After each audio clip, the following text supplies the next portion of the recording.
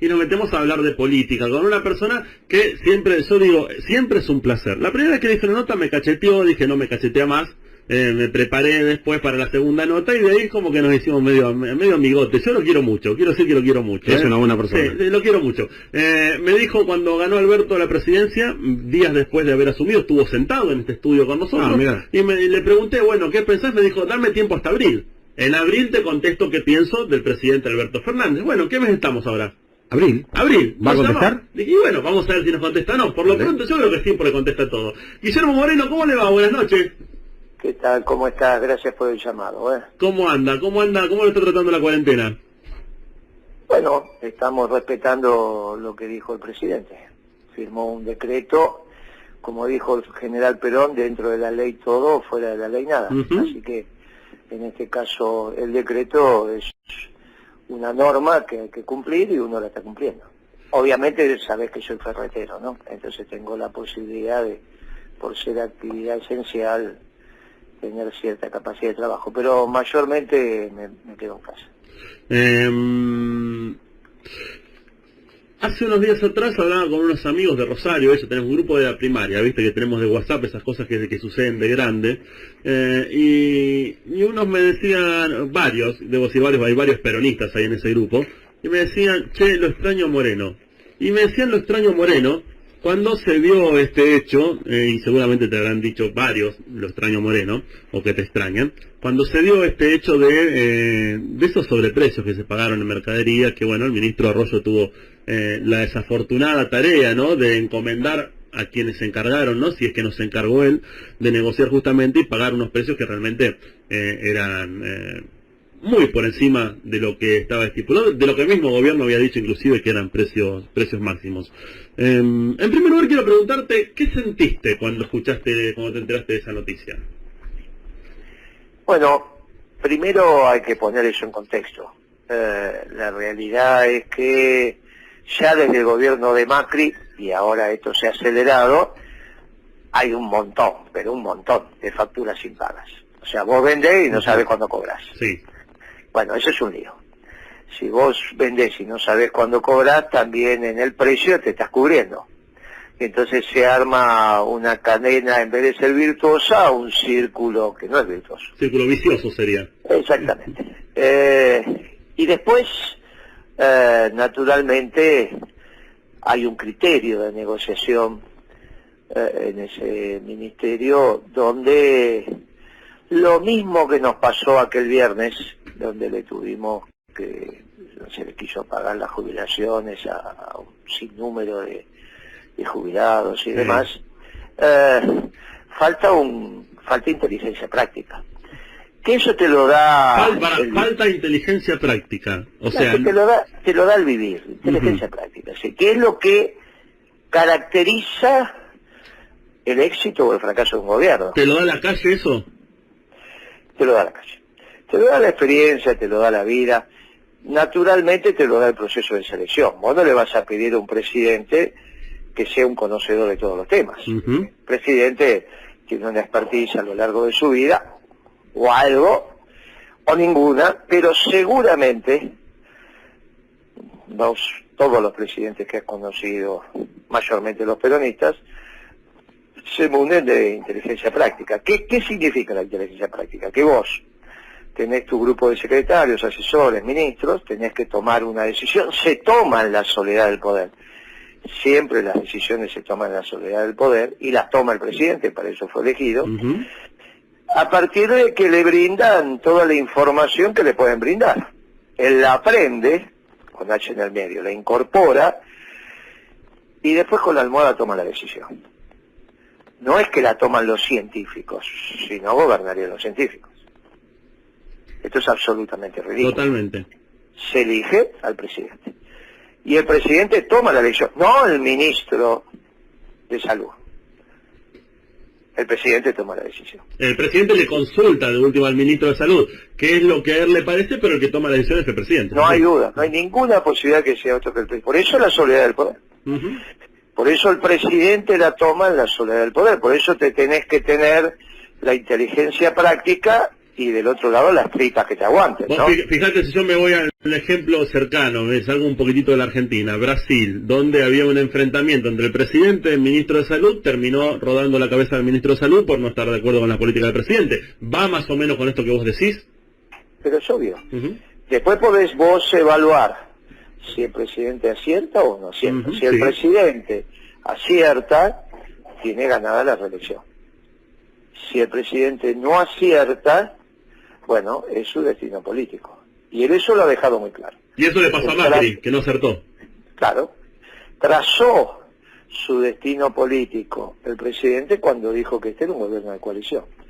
Lo cual nos liberó a los peronistas de ser un gobierno peronista. Entonces, si acierta, obviamente tendremos 8 años de un gobierno de coalición con Alberto tomando las mejores decisiones y Dios así lo quiera.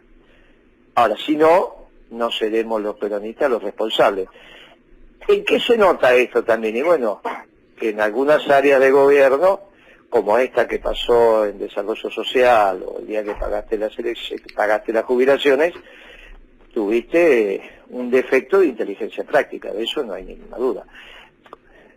O sea, tenés un problema de cobro de las facturas cuando le vendes al Estado, tenés un problema en la formulación del precio, porque si la vas a cobrar de acá 120, 150 días, casi se transforma en un negocio financiero donde vos le tenés que calcular con precisión a los 150 días cuando cobres cuánto va a valer esa plata. Sí. ¿Está bien? Si vas a poder reponer la mercadería, etcétera, etcétera. Pero a su vez está claro que en el ministerio, o al menos en la cabeza del ministro, no había una expertise en términos de una relación comercial que se plantea y que te lo da la vida en calidad, cantidad y precio, que es como se discute una compra. Primero discutir la calidad del producto, después discutir cuánto le vas a comprar, o sea, la cantidad y finalmente el precio. Claro, para eso hay que tener una expertise que te la ganas gastando zapatos en la calle, teniendo discusiones, las veces que tenés que cobrar y no te pagan, las veces que tenés que pagar y estirás el pago, en fin, la vida te va dando eso.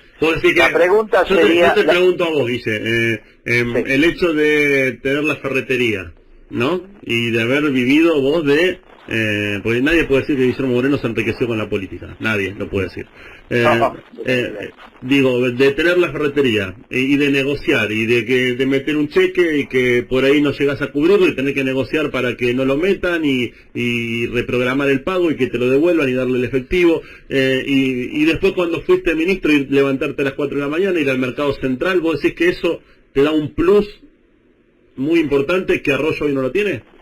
Mirá, yo empecé mi negocio de mayoreo de ferretería a los 20 años, 22 años. Está bien, tengo 64, obviamente el negocio tuvo una etapa de desarrollo y eso en general es hasta que llegas a los 50, 48, 50, bueno, y a partir de ahí, bueno, ya está.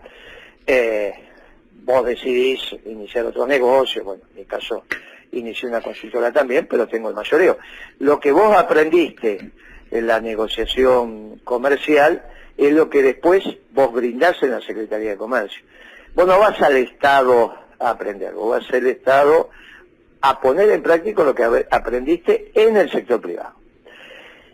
Bueno, ahí también te munís de inteligencia práctica, porque en realidad vos tenés que haber pasado por el sector privado para tener el marco de negociación con los que hacen la verdadera economía. La economía no la hace el gobierno, la hace el sector privado.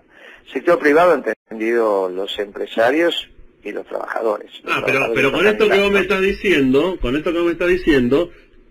le estás dando un poquito la razón, más allá de que haya salido todo muy mal, a Macri cuando decía que en su ministerio tenía que haber gente que venga del sector privado y no de la política.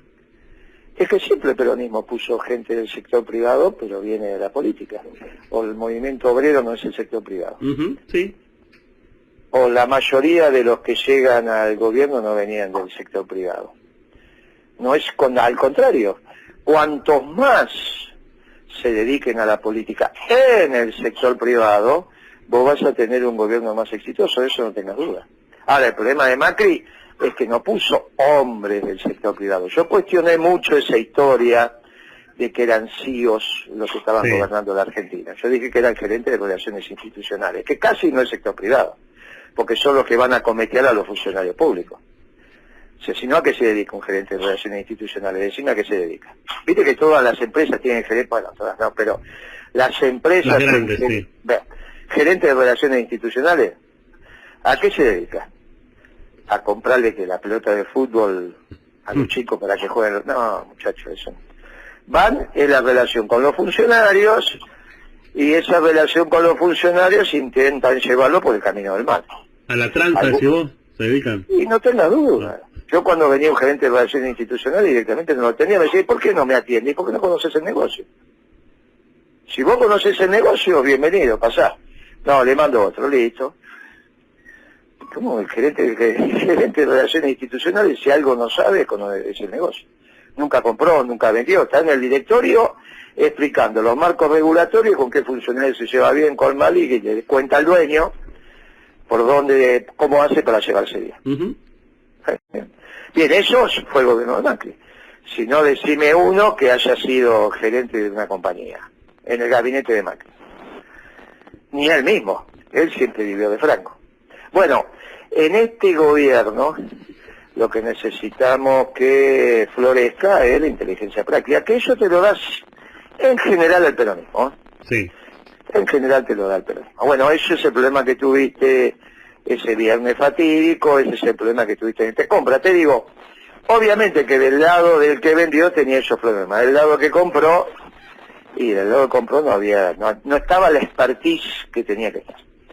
Yo te pregunto a vos necesitas hoy un ministro que sea el mejor promedio de Flaxo, la Facultad Latinoamericana de Ciencias Sociales, que es donde estudió Arroyo, hizo su formación final, o precisás a alguien que sepa de calidad, cantidad y precio. Yo hoy lo necesito a Moreno. Si vos me preguntás, yo hoy lo necesito a Moreno. No, pero en desarrollo social yo te digo, mira, hoy desarrollo social fundamentalmente es un esquema administrativo vinculado al Poder Ejecutivo, que es básicamente expertos en logística, porque tienen que comprar y entregar. Totalmente. Miles de pedidos, miles de pedidos por día. Casi un pasamano, podríamos decir. Vos tenés que saber qué es lo que tenés que comprar, lo comprás y lo entregás, es así. Pero tenés que entregar miles de entregas. No una entrega, es un par. Miles de entregas. Es casi como la Serenísima. Sí. Entrega 100.000 pedidos por día o más. Los produce, los prepara, los factura, los entrega y los cobra. Bueno, vos precisás una Serenísima hoy en el Ministerio de Desarrollo. No un muchacho que sepa los marcos teóricos que generaron la pobreza en la Argentina y que trate y que haga un paper, y no necesitas nada de eso. En esta etapa de emergencia, ¿está claro? Porque el Ministerio de Desarrollo Social fundamentalmente es comprar comida y repartirla más. La noticia de hoy domingo, los diarios, ¿qué fue? Que producto de que compraron caro, separaron todas las compras y entonces ahora no hay comida en los asentamientos. ¿Verdad? Bien. Entonces, lo que venimos diciendo desde que pasó este incidente, hoy se está expresando. Porque claro, ahora nadie le quiere poner la firma a una compra, porque no sabe cómo sabes vos cuál es. No, te lo dice la CIGEN. Y la CIGEN, ¿dónde lo averiguo? Ahí en el mercado. Y entonces empieza el expediente. Bueno, espere, la CIGEN dice, espere, porque no sea cuestión que después compres mal y diga, pero a mí me lo autorizó la CIGEN. ¿Y la CIGEN cómo va a saber? Ahora, yo digo, también poniéndose uno al lado del empresario, ¿no? Si vos decís, bueno, le vendo al Estado, un Estado que dice que no tiene un mango para pagar nada, ni deuda externa, ni deuda interna, nada, que no tiene plata, que está emitiendo moneda continuamente para tratar de cubrir todos los baches que está provocando esta pandemia, y le tengo que vender mi producción al Estado. ¿Quién le vende el Estado hoy, Guille? Y bueno, ese es el problema que tenemos, sí, esa es una situación. Por eso, cuando vos tenés al Estado mal pagador, también lo tenés mal comprador, una cosa lleva a la otra. Al margen de todo lo que puede pasar, que claro, sobre precios ciegos, es que te venden de acuerdo a la cara, ¿no? Claro. Y no es tan fácil que vos me digas, bueno, tenés los precios de referencia, porque quizás a esos precios de referencia no tenés oferta. Claro. Porque una cosa es un precio de referencia, que yo aparte hay que ver que esos precios de referencia, cómo se calcularon, vos te llevas el producto y pagaste a los 10 minutos, o lo que tardes en hacer la compra, entonces intercambiaste el producto por dinero en el mismo momento. a que yo te dé el producto y qué sé yo cuando te pago. Y en el medio quizá el funcionario se fue, entonces tenés que volver a empezar, te queda el expediente dando vuelta. Bueno, esto es todo un lío. Y cuidado con esto también, no sea cuestión que el Estado empiece a hacer licitaciones y le quedan desiertas. O sea, hoy no las está haciendo, porque tienen miedo de hacerlas, porque a poner los precios.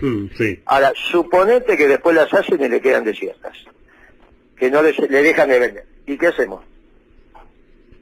¿Y qué hacemos? Guillermo, buenas noches. El doctor Delia le habla. ¿Qué tal? ¿Cómo estás? ¿Qué tal? Guillermo, usted dijo recién que este es un gobierno de coalición. Que Bueno, lo dijo el presidente. No lo dijo Exactamente. A la luz de su postura política, es decir, de acuerdo a la decisión de Guillermo Moreno, ¿es Alberto o Cristina? No hay ninguna duda. Lo dije el primer día, el día que Cristina lo eligió, lo dije, el que piense que Alberto no va a tomar decisiones es que no lo conoce Alberto. Más, dije, quizá el problema sea ese. Sí, lo dijiste acá con nosotros, lo dijiste un montón de veces. Por eso, no hay ninguna duda que Alberto toma decisiones, no hay ninguna duda. Aparte, se elige en la Argentina, es incorrecto decir que se elige una fórmula, se elige el presidente que es unipersonal, Poder Ejecutivo es unipersonal.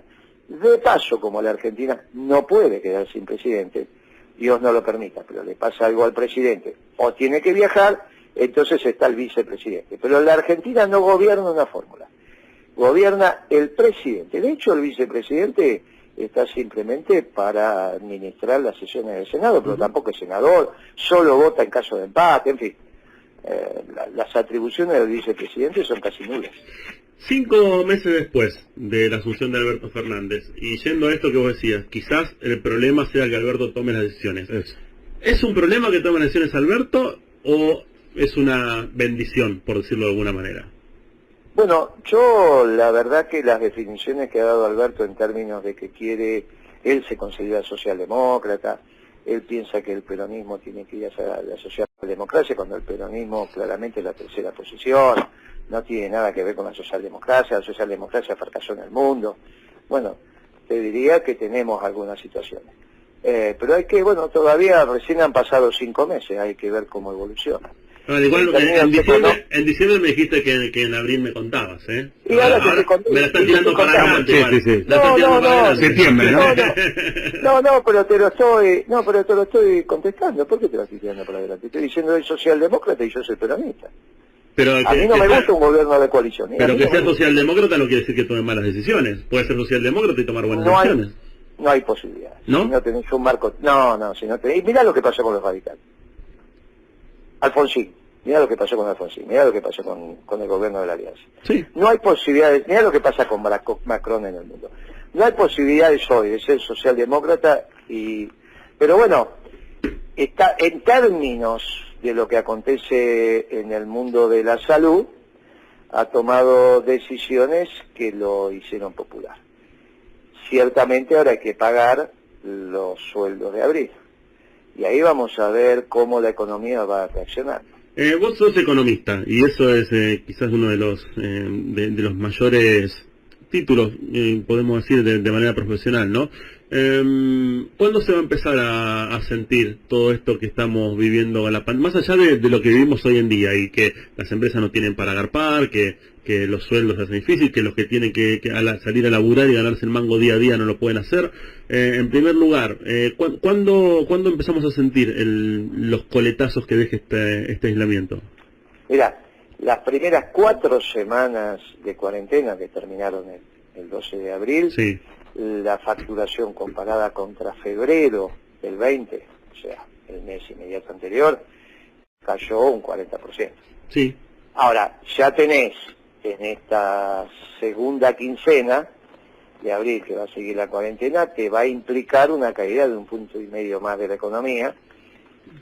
A fin de abril, anualizado, la economía ya te está cayendo 6,5. Es muchísimo. Y esto sigue... Es muchísimo. Claro, es muchísimo. Pero si esto sigue, agregale 3 puntos por mes. Que se va a ir acelerando, porque los primeros 4 semanas fueron 3 puntos, pero después se te va a acelerar porque se te desordena todo el aparato productivo. Entonces, la propia realidad te va a hacer que no solo el gobierno empieza a autorizar más trabajo, más cadena de producción, más actividades, sino que la propia gente empieza a tomar decisiones. Esto es una realidad. Te saluda Emiliano Cerezo, que lo tenemos ahí enganchadito en línea, Guillermo. ¿Qué tal? Hola, Guillermo. Buenas noches. Mi consulta es sobre un tema de último momento o de este día. Quisiera preguntarle su opinión, si es posible. El gobierno habría pedido la prisión domiciliaria para Ricardo Jaime por temas de salud. ¿Qué opina usted al respecto, si está de acuerdo con el pedido? Sí, no, lógicamente que sí. Todo lo que sea en tema de salud me parece que corresponde. Y en el caso de Jaime me parece que corresponde doblemente. La verdad que los juicios que ha tenido Jaime hasta ahora no están con sentencia firme. No hay ninguna posibilidad de que se escape, ni es un delito que implique que no se va a someter a la discreción de la justicia. Así que me parece que pero está pidiendo el gobierno, me parece la Secretaría de Derechos Humanos, yo estoy totalmente de acuerdo. El otro día, Guillermo, nos habló el ministro Guzmán con respecto al plan de pago en relación a los bonistas, tirando un periodo de gracia y que, es decir, con una quita muy importante. ¿Qué opina con respecto al planteo que hizo de ese pago a los bonistas por parte del ministro? De ahí yo tengo una diferencia de base. El tema no es si la propuesta es mejor o peor. El tema es quién pone la plata. Claro. Bueno, yo había propuesto que la plata la pusieran por primera vez las 1000 familias solidarias, entre ellos los Blanco Villegas, la de Macri. Con eso vos te hacés 7.000 millones de dólares.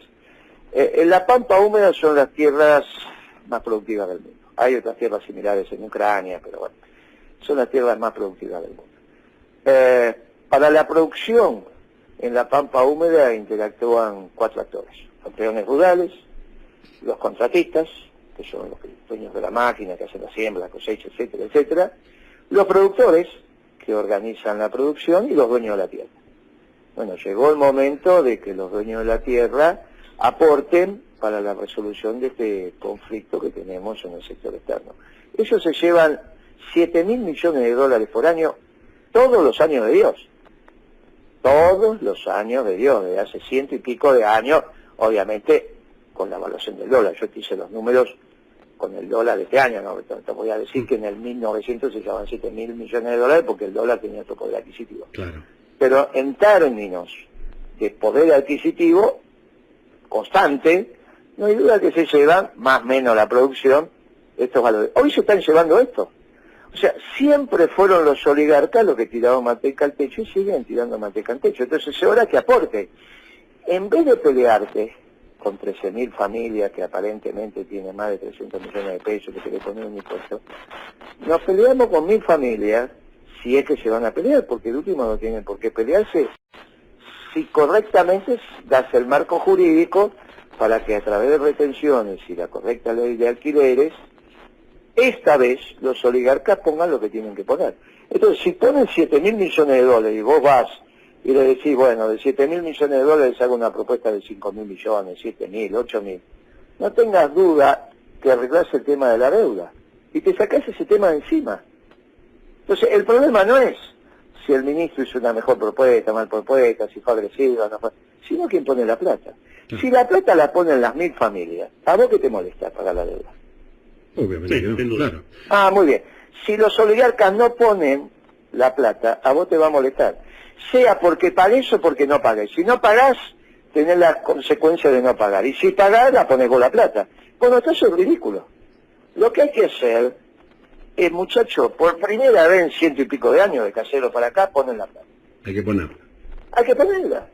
Y ponéis vos 7.000 millones de dólares. Y te digo, los instrumentos son retenciones y de cuestión que está claro, que no la ponen ni los productores, no la ponen las contratistas y no lo ponen desde ya los planes rurales. ¿Quiénes la ponen? Las 1.000 familias de la sociedad rural. Es fácil de resolver, hasta técnicamente muy sencillo. Ah, no, políticamente es un lío. ¿Y qué?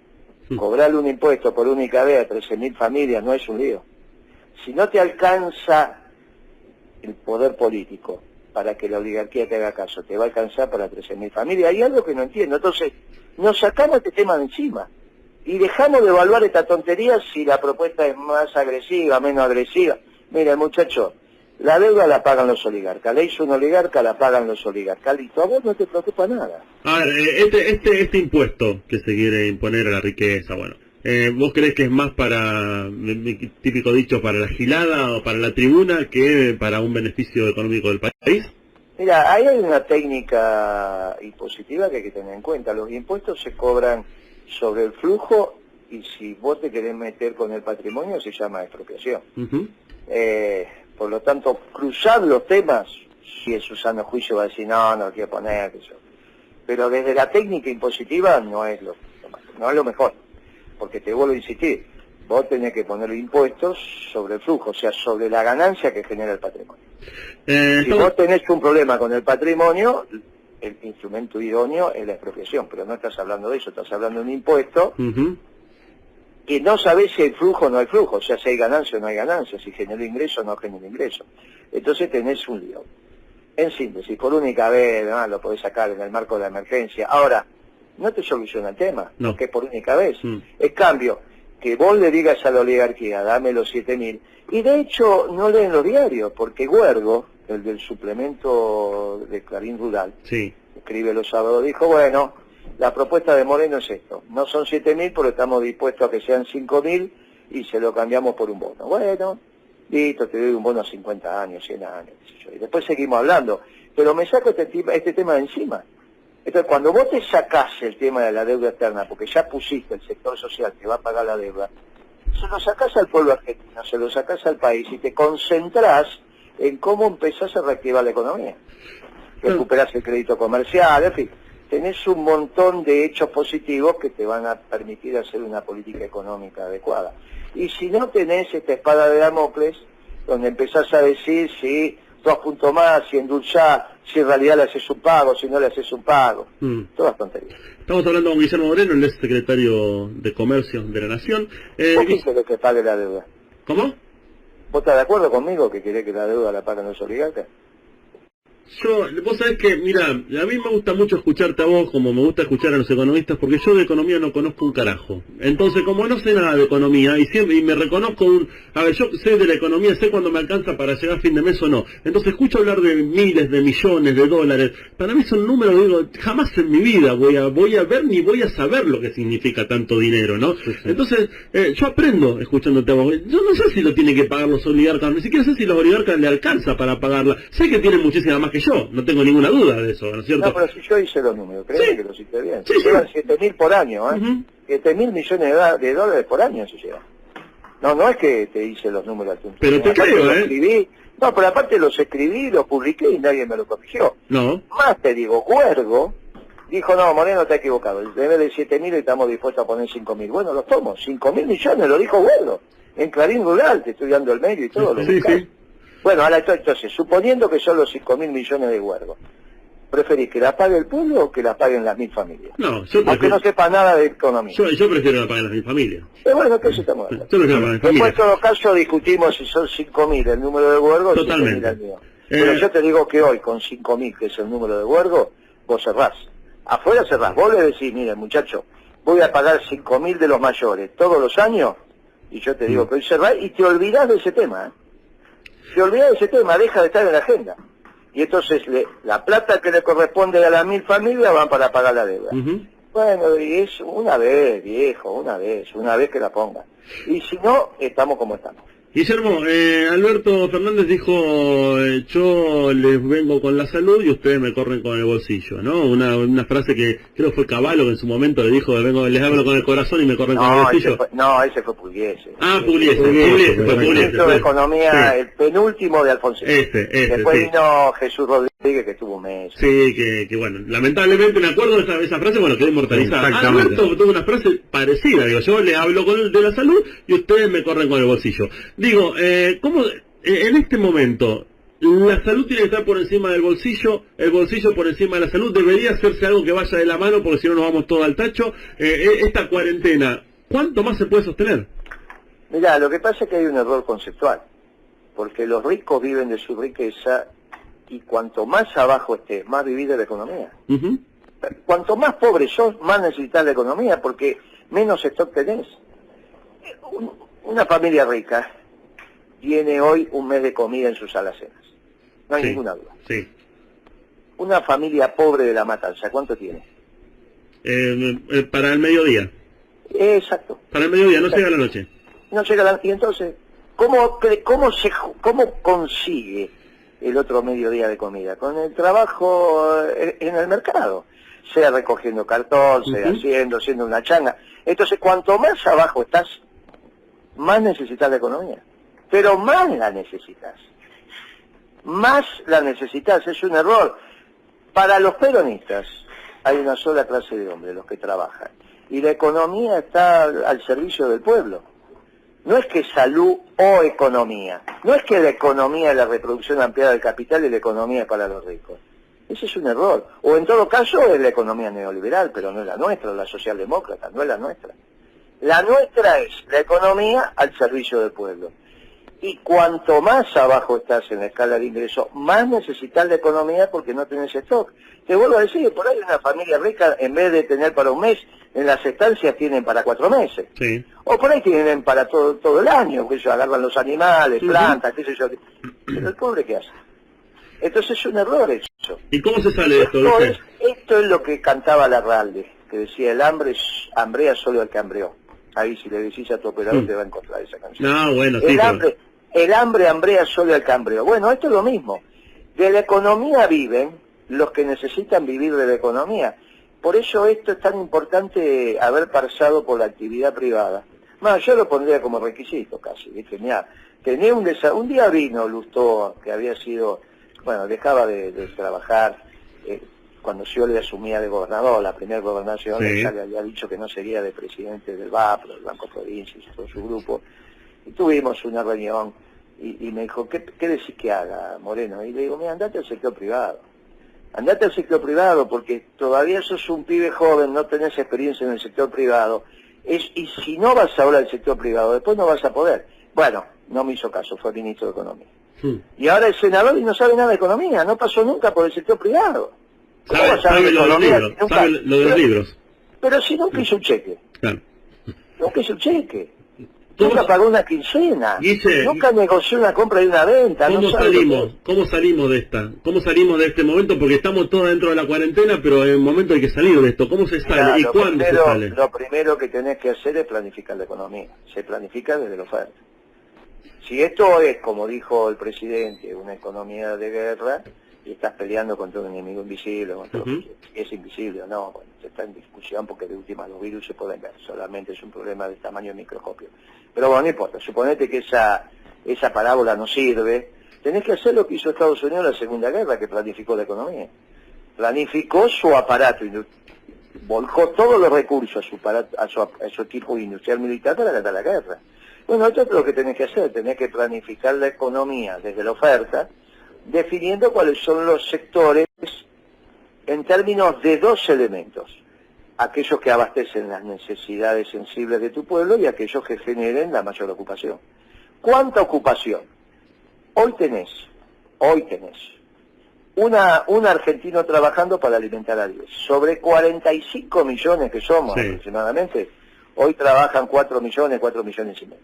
¿A vos te parece sensato que uno pueda alimentar a 10? Es absolutamente ridículo. Entonces, por lo menos... Ridículo e imposible. Bueno, está bien, pero viste cuando aunque no sepas nada de economía, viste cómo es sentido común. Bueno, lo mínimo que tenés que hacer es poner 2 argentinos para 10. En la Argentina trabajan en condiciones normales 21 millones de personas, es la población económicamente activa, para 45 millones que somos. ¿Está bien? De esos 21 millones vos tenés 3, 4 millones que están desocupados y ya estaban desocupados. Bueno, de lo que te queda, 17, 18 millones, vos tenés que poner la mitad a trabajar y la otra mitad en su casa. ¿Quiénes son la mitad que se queda en su casa? Que en este caso serían los soldados. En vez de mandarlo al frente, lo mandás a su casa. Bueno, obviamente los que son mayores de 60, 65, las mujeres que están embarazadas, los que tienen enfermedades donde el coronavirus puede transformarse en un hecho mortal, todos los trasplantados que tienen problemas respiratorios, etcétera, etcétera. ¿Quiénes más? Los empleados públicos, los que están en los espectáculos deportivos, los que están en la vida del espectáculo. muchos te van a quedar en la zona de turismo. Bueno, con todo eso, vos te dejás en tu casa, en su casa, 8 millones, 9 millones de personas, y el resto a trabajar. ¿A dónde? A aquellas actividades que tenés que planificar, porque el insumo más escaso que tiene la economía hoy son los dólares. Vos no lo podés malgastar. Te quedan 60 días de importaciones cash. Bueno, muy bien, lo tenés que... ¿Y quién planifica la economía? Y esto atamos con la primera parte de la conversación sobre la inteligencia práctica. Aquellos que están probados en combate que tienen inteligencia práctica, ¿quiénes son? No hay ninguna duda, los empresarios que vos conocés con nombre y apellido que tienen los negocios relevantes. También la pyme y también los dirigentes sindicales. Porque los dirigentes sindicales también están probados en combate. O vos te pensás que a Moyano, si vos le decías, pagá todas estas jubilaciones, él te iba a ser el mamarracho que hiciste ese viernes. No. Bueno, entonces sentido común e inteligencia práctica. Los tenés que juntar en una mesa. El presidente tiene que designar sus hombres de confianza o ponerse él en la cabeza de esa mesa. Y ahí planificar la economía. Claro que para planificar la economía te tenés que sacar el tema de la deuda. ¿Cómo te sacás el tema de la deuda de encima? Que la plata la pongan los oligarcas. Pero vos fijate, el tema de la deuda, la plata la ponen los oligarcas. Ni vos, ni yo, ni la economía. Los oligarcas. Listo, resolviste este tema. Después tenés que planificar la economía. Muy bien, con los expertos, los hombres prácticos, los que conocen el mercado. ¿Cómo le bajás los costos a las empresas? Y tenés que bajar el costo de la energía. ¿Podés bajar el costo de la energía? Sí, hoy, enormemente. Si pones sobre todo la energía fósil, el petróleo, en relación a los costos. Bueno, esto es lo que tenés que hacer, de poner los costos de exploración y explotación en la Argentina, de la energía fósil, o sea, el petróleo, de poner los márgenes a cada eslabón en la cadena de producción y comercialización, y vas a tener la energía mucho más barata, le bajaste los costos. Por el otro lado estás incentivando, mantener la demanda, porque a aquellos que no trabajan también le estás dando ingreso. Y obviamente que lo tenés que hacer. Pero ese ingreso va sobre una producción que tenés, no sobre una producción que no tenés. Porque si vos le mantenés la demanda, el ingreso hoy a la familia y a las empresas, que lo tenés que hacer, pero del otro lado bajaste el 40% de la oferta de la economía, porque ese 40% que bajó la facturación es 40% menos de oferta. Sí, sin duda. Bueno, entonces no tenés ninguna posibilidad de ser una política ordenada con los precios. No hay mandato que lo resuelva. Y ese últimas 3, sí, ya te liberamos, el doctor Díaz te pregunta. Sí, clarísimo, está clarísimo. Es fácil, no sabe nada de economía, pero con sentido común. ¿Cómo entiendo? ¿Cómo entiendo? Guillermo, a la luz de lo que estamos viviendo todos los argentinos, vemos que cuando vamos a la carnicería nos encontramos que nos dice el carnicero, mira, hoy el kilo de carne está más caro, porque cuando me bajan la carne no es el precio que dicen en la televisión. Si no pago un sobreprecio no me bajan la carne. ¿Cómo hace un secretario de Comercio para controlar esto en un momento como la pandemia? Si vos tenés un desequilibrio fiscal que está arriba de 15 puntos, es imposible. Es imposible, ¿no? Nosotros cuando el secretario de Comercio trabaja en el margen. En el margen significa vos tenés que tener equilibrio macroeconómico, que es lo que tuvimos nosotros. Lo heredamos de Duhalde y heredamos también su ministro de Economía. Entonces, hasta el año 2005 se quedó la baña. Entonces, con superávit fiscal y equilibrio del sector externo que teníamos, lo tuvimos hasta el 2010, el fiscal, y hasta el 15, el externo, es más fácil. Ahora, cuando vos tenés una supercrisis como esta, donde tenés desequilibrios fiscales y desequilibrios del sector externo, como los que tenés, es muy difícil. Por eso lo primero que tenías que hacer el 11 de diciembre es hacer un modelo de desarrollo. Y sacarte el tema de la deuda inmediatamente. Ahora, a la propuesta que yo hago de que la deuda la paguen los oligarcas, me contestan que no da la relación de fuerza. Claro, ahí ya es un hecho subjetivo, decir, no, porque los oligarcas, si le hacemos eso, nos van a ganar. Ah, bueno, entonces para decir no se puede, ya estuvo la alianza acá. Si no te alcanzó la alianza, todos los gobiernos radicales. Viste que los gobiernos radicales siempre se van diciendo, nosotros fuimos buenos, hicimos y no pudimos. Bueno, eso te llama ser inútil. ¿Qué hubiese hecho Guillermo Moreno en caso de tener que estar en esas negociaciones que le tocó a Arroyo? No, bueno, no hay ninguna posibilidad de que un empresario se te plante, como si te va a plantar al Estado. Eso es imposible. Eso es imposible. Ahora, lo primero que tenés que hacer es... A Moreno no se le planta. Ni a Moreno ni al más humilde de los ferreteros. ¿Y cómo se lee? ¿Cómo se lee entonces? Que venga Arroyo y me diga a mí... Bueno, porque no es un muchacho que se ha dedicado a esto. Y bueno. Bueno, ¿Y de quién tenía que volar la cabeza? ¿De los 20 que volaron abajo o la de Arroyo? Hoy tenés que poner ministros que tengan inteligencia práctica y que entiendan de lo que estamos hablando. Entonces, ¿de quién tenía que volar la cabeza? Bueno, pero es que vos tenés que elegir los ministros de acuerdo a la situación. Si hoy el Ministerio de Desarrollo Social es comprar y entregar mercadería, vos tenés que poner un tipo que sepa de eso, que sepa comprar y entregar, tienes que poner un experto en logística. Y si no es, yo prefiero que sea experto en logística, porque de última comprar y vender agarrás a alguno de los muchachos que sabe de esto y se acabó la historia. Y lo controlas bien, lo mirás fijo. Y si no, le cosés los bolsillos. Cosés los bolsillos y listo. ¿Viste? Porque poner muchachos rápidos, son rápidos para todo, pero le cosés los bolsillos y listo, si siempre podés controlar. Entonces, la vida es esto. La vida es esto. Entonces vos lo aprendés caminando la calle, por eso llegás al Estado para volcar con interés patriótico, con pasión y patriotismo, lo que aprendiste en el sector privado. Todo esto, por eso cuando el presidente dijo, tengo un plan económico pero es secreto, si algo no puede ser secreto es el plan económico, porque no lo hace el gobierno. El gobierno lo que hace es direccionar la economía, pero la economía la hace el sector privado, que es como un plan económico secreto, si lo que hace la economía son los dirigentes sindicales y los empresarios. ¿Cómo va a ser secreto? No, ¿para dónde vas? No sé, pero ¿cómo no sabe? Entonces si no sabe, ¿cómo vamos? Bueno, esta situación, ahora, ¿esto de qué le viene? Y bueno, quizá falta marco teórico. Por eso el presidente, cuando dijo este es un gobierno de coalición y soy socialdemócrata, a los peronistas nos sacó un peso encima. Ojalá le vaya bien. Sí. Pero yo te digo, los dos últimos gobiernos socialdemócratas que hubo en la Argentina, que fue el de Alfonsín y de la Alianza, ¿le fue bien? Y no. Bueno, ¿viste? Entonces, vos me decís, no, pero puede ser socialdemócrata y tomar buenas decisiones. Bueno, ojalá que así sea, que por primera vez un gobierno socialdemócrata pueda tomar buenas decisiones. Entonces los peronistas diremos, bueno, por 8 años, estos 4 y los próximos 4, te tenés que callar y darle la derecha al presidente. Ahora, vos me preguntás hoy, yo te digo, y tengo muchas dudas. Ojalá le vaya bien, pero con una cabeza socialdemócrata es difícil. Emiliano, Cerezo lo viví con Alfonsín y con... Está clarísimo. Cerezo es nuestro especialista en redes sociales. ¿Y qué dicen las redes sociales de Guillermo Moreno, de mí?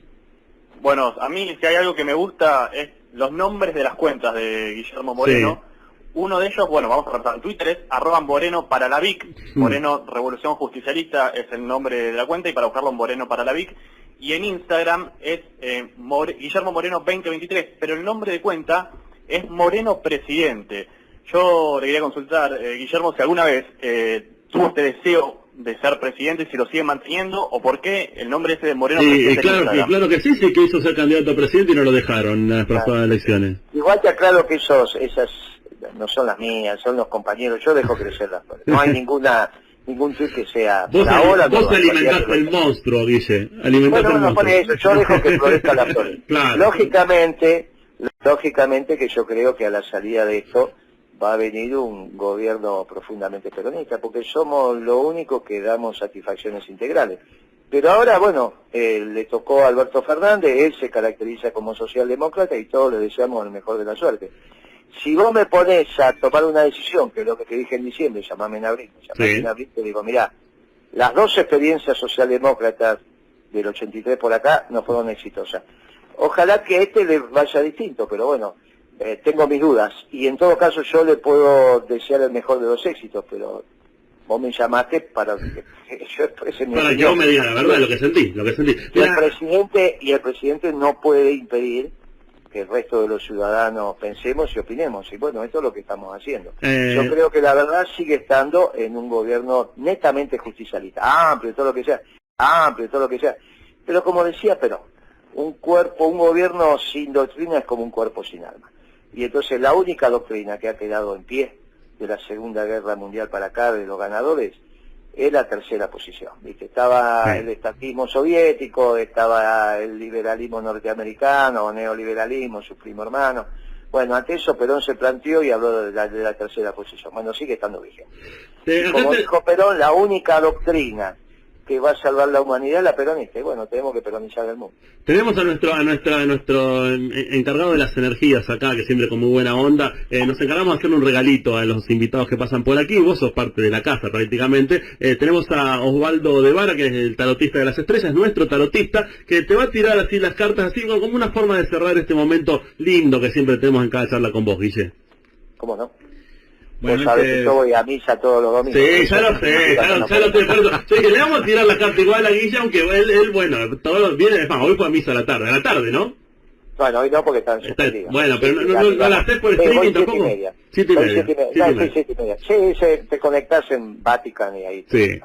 Está muy bien. Estamos atravesando y necesitando un momento muy espiritual también con todo esto de la pandemia. Bueno, para Guillermo, lo que marca 2020 para él es un año más cerebral que activo, es un año donde sus ideas van a tomar fuerzas que por ahí en otro tiempo no tenían tal alcance. 2020 es un año para, la palabra que él utilizó justamente, evangelizar todo esto, es un año para que se reproduzca y marca que 2020 es un año bisagra para él y de potenciación.